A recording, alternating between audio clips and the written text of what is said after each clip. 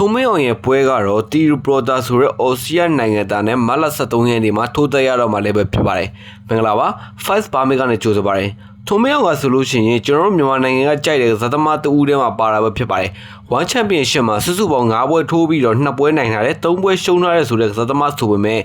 သူရဲ့ထိုးပုံထိုးပေါက်ကိုကြတော့ကျွန်တော်မြန်မာနိုင်ငံကပဲပရိသတ်တွေကမှာ3အတိုင်းကိုဝေမဖန်ရဲတာပဲဖြစ်ပါတယ်။ထုံးမင်းအောင်ကလုံးဝကိုပါဝါအားကောင်းနဲ့ဇွဲကောင်းနဲ့ထိုးတဲ့ကစားသမားမျိုးဖြစ်ပါတယ်။ကျွန်တော်တို့မြန်မာနိုင်ငံကကစားသမားတွေထဲမှာအဝိတန်းအကြီးဆုံးနေတဲ့ကတယောက်ဖြစ်တယ်လို့ပြောလို့ရပါတယ်။သူလက်ရှိအချိန်မှာထိုးသက်ရမယ့်ဝိတန်းကတော့လိုက်ဝိတန်းဖြစ်ပြီးတော့ကျွန်တော်တို့အော်စီနိုင်ငံသားနဲ့ထိုးသက်ရတော့မှလည်းဖြစ်ပါတယ်။ဒီအော်စတြေးလျနိုင်ငံသားကဆိုလို့ရှိရင် One Championship မှာတပွဲပဲထိုးထားဘူးတဲ့ကစားသမားဆိုတာမှန်ပေမဲ့သူရဲ့ professional ပွဲမှာတော့22ပွဲထိုးထားတဲ့ကစားသမားပဲဖြစ်ပါတယ်။သူရဲ့22ပွဲလုံးမှာလည်းအနိုင်ရရှိခဲ့တာတဲ့ကစားသမားဖြစ်ပါတယ်။ရှုံးပွဲလုံးဝမရှိသေးပါဘူး။ One Championship မှာတပွဲထိုးထားတယ်အဲ့ဒီတပွဲမှာဆိုလို့ရှိရင်လည်းကျွန်တော်အလဲထိုးနဲ့ကိုအပြည့်ပြည့်သားအနိုင်ယူထားတဲ့ကစားသမားဖြစ်ပါတယ်ပြောမယ်ဆိုလို့ရှိရင်ဒီကစားသမားကကက်ဘောက်စင်နောက်ခံကနေလာတဲ့ကစားသမားဖြစ်ပါတယ်ထုံမင်းအောင်ရဲ့ပွဲအတွက်တော့ဒီကစားသမားကတော်တော်လေးကိုစိန်ခေါ်မှုပြင်းထန်မဲ့ကစားသမားမျိုးပဲဖြစ်ပါတယ်ထုံမင်းအောင်နောက်ဆုံးရှင်းမြန်ခဲ့တဲ့ပွဲမှာဆိုလို့ရှိရင်တန်တုံနဲ့ရှင်ထိုးခဲ့တာကိုတွေ့ရမှာဖြစ်ပါတယ်သူကအကွဲပြထိုင်ရာတွေအများကြီးရရှိခဲ့တဲ့ဆိုပေမဲ့လုံးဝနောက်မဆုတ်တဲ့အသေးကြီးဇွဲကြီးနဲ့အများကြီးထိုးတက်ပြတာကြောင့်မလို့ပြည်သက်တွေအားပေးမှုကတော်တော်လေးကိုရရှိခဲ့တဲ့ကစားသမားဖြစ်ပါတယ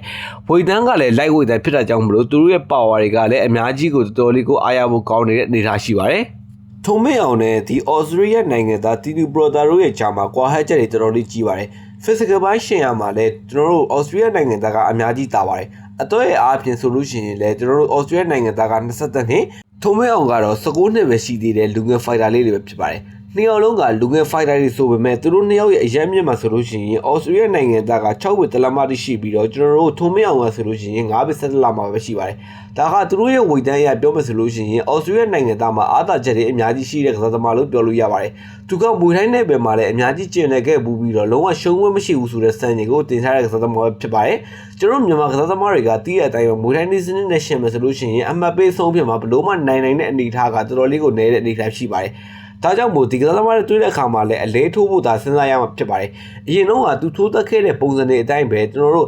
တိုင်ထိုးပြိုင်ထိုးတွေပဲပြုလုပ်ဖို့များပါတယ်။ထုံမင်းအောင်ရဲ့လက်ရှိလေ့ကျင့်မှုတွေမှာဆိုလို့ရှိရင်သူကတော်တော်လေးကိုပြင်းပြင်းထန်ထန်နဲ့လေ့ကျင့်နေတာပဲဖြစ်ပါတယ်။သူ One Championship မှာထိုးသက်ခွင့်ရဖို့အတွက်ကိုအရင်ကတည်းကမတူဘဲနဲ့အများကြီးစူးစမ်းနေတဲ့အကြောင်းမလို့ဒီပွဲမှာလည်းသူ့ဘောသူအများကြီးယုံကြည်မှုတွေရှိနေပါတယ်။ပြောမယ်ဆိုလို့ရှိရင်ဒီပွဲစဉ်ကထုံမင်းအောင်အတွက်စိန်ခေါ်မှုအကြီးကြီးဖြစ်ပေါ်လာမဲ့ပွဲလို့ပြောလို့ရပါတယ်။အော်စတြေးလျနိုင်ငံသားရဲ့ကစ်ဘောက်စင်နောက်ခံတဲ့ပွဲကျွန်တော်တို့ထုံမင်းအောင်ရဲ့ကျွန်တော်ယူရနောက်ခံတဲ့ပွဲမှာဆိုလို့ရှိရင်ဘသူကအသားပေးပြီးတော့နိုင်ရရှိသွားမလဲဆိုတာကတော်တော်လေးကိုစိတ်ဝင်စားဖို့ကောင်းပါတယ်။ထုံမင်းအောင်ရဲ့ live weight မှာဆိုလို့ရှိရင်လုံးဝပွဲချက်တွေကတော်တော်လေးကိုများပါတယ်။ live weight မှာအားကြီးတဲ့ကစားသမားတွေများတယ်ပါဝါအားကောင်းတဲ့ကစားသမားတွေများတယ်မာကောင်အားဖြင့်ပြောမယ်ဆိုလို့ရှိရင်လည်းတော်တော်လေးကိုအားကောင်းတဲ့ကစားသမားတွေဖြစ်နေတာကြောင့်မလို့ live weight ကထုံမင်းအောင်အတွက်တော်တော်လေးကိုစိန်ခေါ်မှုပြင်းထန်တဲ့ကစားပွဲမျိုးပဲဖြစ်ပါတယ်။လက်ရှိအချိန်မှာအသက်အရွယ်ကလည်းတော်တော်လေးကိုငယ်သေးတယ်19နှစ်ဆိုတဲ့အနေအထားတစ်ခုမှာသူ့ရဲ့ weight တန်းကြီးတဲ့ကစားသမားတွေနဲ့အများကြီးတွေ့ခဲ့မှုတဲ့ထုံမင်းအောင်အနေနဲ့ကတော့ဒီပွဲစဉ်မှာဘလိုကိုင်တွေဖြည့်ရှင်းမလဲဆိုတာကစိတ်ဝင်စားဖို့ကောင်းပါတယ်။ကျွန်တော်တို့ရဲ့ရိုးရဘက်မှာဆိုလို့ရှိရင်ထုံမင်းရဲ့ညီကိုတွေဖြစ်တဲ့ထုံမင်းအောင်နဲ့ထုံမင်းနိုင်တို့မှာဆိုလို့ရှိရင်ကျွန်တော်အနေနဲ့က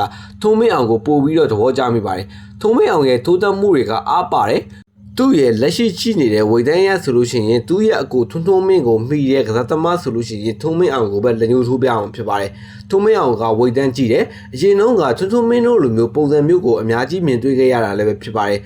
်ထုံမင်းအောင်ကဆိုလို့ရှိရင် One Championship မှာရှုံးပွဲများနေတဲ့ကစားသမားဆိုတာမှန်ပေမဲ့သူ့ကိုဘယ်သူကမှဝေဖန်တိုက်ခိုက်ခြင်းမျိုးတိတ်မရှိခဲ့ပါဘူး။ဘာကြောင့်လဲဆိုတော့ထုံမင်းအောင်ရဲ့ကစားပုံမျိုးကိုတော်တော်လေးကိုကြိုက်တဲ့ပရိသတ်တွေကများပါတယ်။ One Championship ဘက်ကနေလည်းထုံမင်းအောင်လိုမျိုးကစားသမားမျိုးကိုအများကြီးပွဲထုတ်စေချင်မိပါတယ်။နောက်ပြီးတော့ live weight မှာလည်းကစားသမားကအရန်ကြီးကိုရှားတဲ့အနေအထားတစ်ခုမှာဝိဒန်းငယ်ရဲ့တွဲဆိုင်တွေကိုပဲ One Championship ကအများဆုံးဦးစားပေးပြီးတော့ကျင်းပလေးရှိပါတယ်။ဘာကြောင့်လဲဆိုတော့လက်ရှိချိန်မှာထိုးသက်နေတဲ့ဝိဒန်းမှာဆိုလို့ရှိရင် flying ဝိဒန်းတွေ butter ဝိဒန်းတွေရဲ့ရှင်ပြိုင်မှုတွေကပဲများပြီးတော့ကျွန်တော်တို့ light ဝိဒန်းတွေ heavy ဝိဒန်းတွေက